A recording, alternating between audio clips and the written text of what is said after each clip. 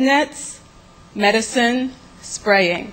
I know that there's many of you in the audience who are familiar with these tools. We're going to talk more about them today. The World Health Organization recently reported that in Rwanda, we cut deaths by 2/3, and in Ethiopia by half using these tools. Now that we know what to do, we have to bring these efforts to scale worldwide. And people of faith, young people of faith, will be integral to this effort. Groups like the United Methodist Church, the Lutheran Church, Episcopal Relief and Development, the Union for Reformed Jews, all of them have made major commitments to this cause, major commitments to raise money for bed nets. And you're going to hear more from faith-based groups in the audience today. We don't want this to be a one-way conversation. We definitely want to mix it up and have dialogue. In closing, I want to highlight one group that always stays in my mind as I think about this work that I've been doing. And the group's name is Project Muso. It's a group that was founded by a group of Jewish college students who work on behalf of women in Mali, a country that is 95% Muslim. These students have saved lives, thousands of lives, with critical malaria-related health interventions. It is a powerful example of how youth are creating models for interfaith cooperation and humanitarian service. I hope and pray that what you see and hear today during this session will be inspiring and that you will want to join this work. Thank you. Oh, sorry. Thank you very much, Salima. So we will be beginning the discussion in just a moment. But I'd like to introduce our next panelist. I think some of you may know who he is. The Right Honourable Tony Blair. So without further ado, over to you, Prime Minister.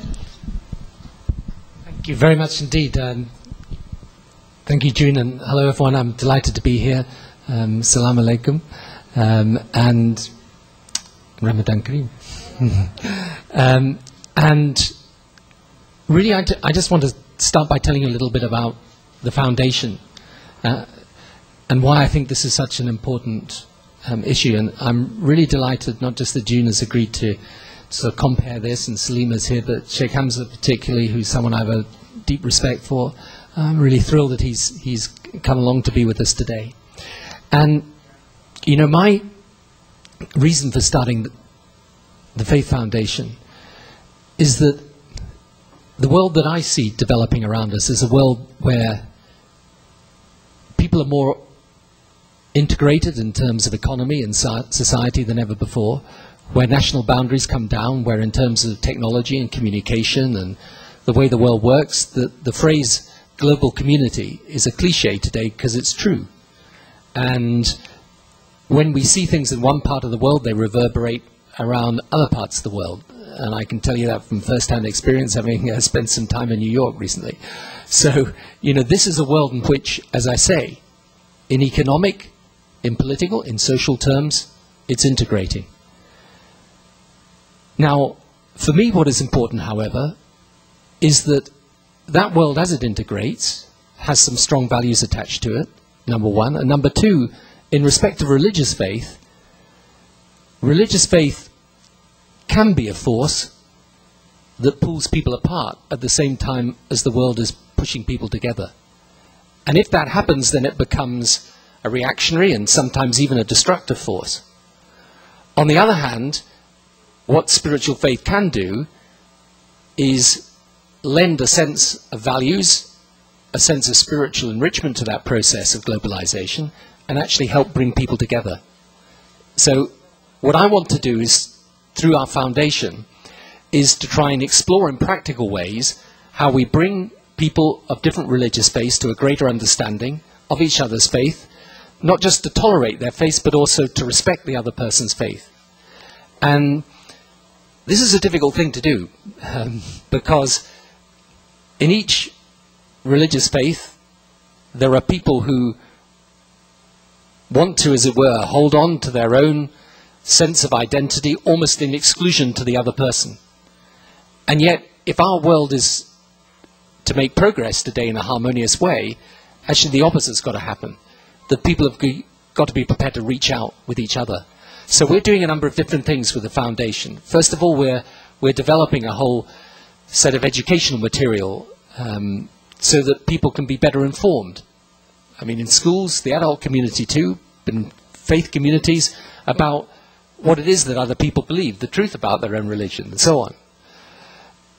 Secondly, and this is particularly relevant to the campaign against malaria that is being reinvigorated today, we also want people from religious faith to be able to cooperate and work together, to get an encounter across the face that is an encounter based on action.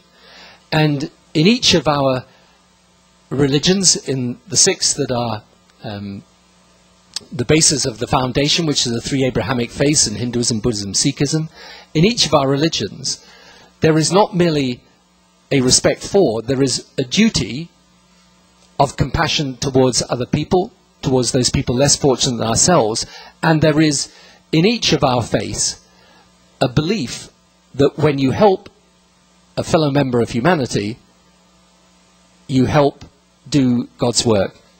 You help something profound and meaningful about the nature of the world that we want to see. And to bring it down to the practical basis, the whole point about the Malaria No More campaign is that it takes these Millennium Development Goals, and I was, when I was Prime Minister, actually responsible for forming these goals, so I kind of feel a bit of a responsibility to carry on afterwards. And those goals are ambitious, they are achievable. In respect to malaria, however, one of the reasons that stands out to me is the single most important thing that Salima said was, it is preventable. I mean, here is a situation which I think calls anyone of compassion, but particularly someone of religious faith, to act. Why? Because it is preventable. And not preventable in the way that we say, for example, climate change is preventable, or global economic disorder may be preventable, or, you know, these things that are of enormous complexity and difficulty. It's preventable in a simple way.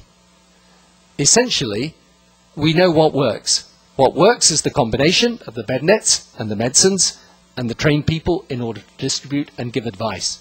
Now, it isn't, in other words, something where we have to discover a whole range of technological innovation.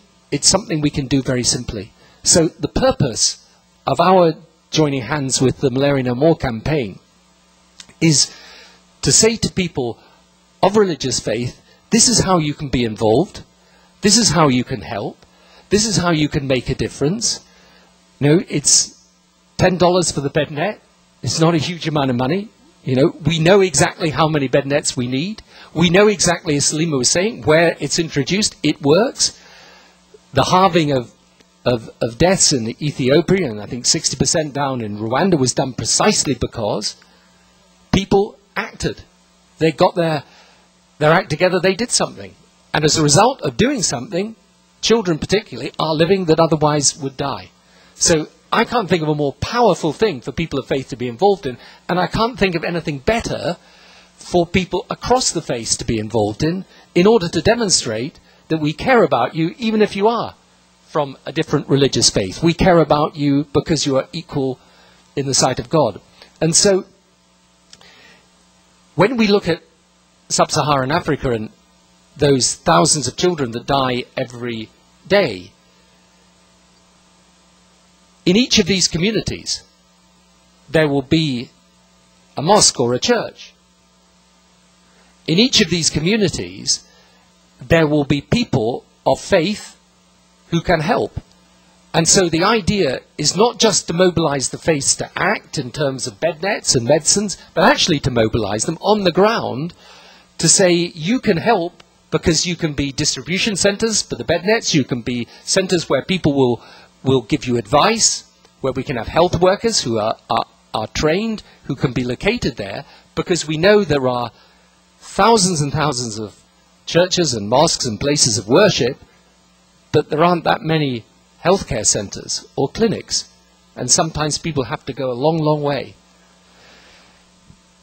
Just one little anecdote. When I recorded the video that you've just seen, the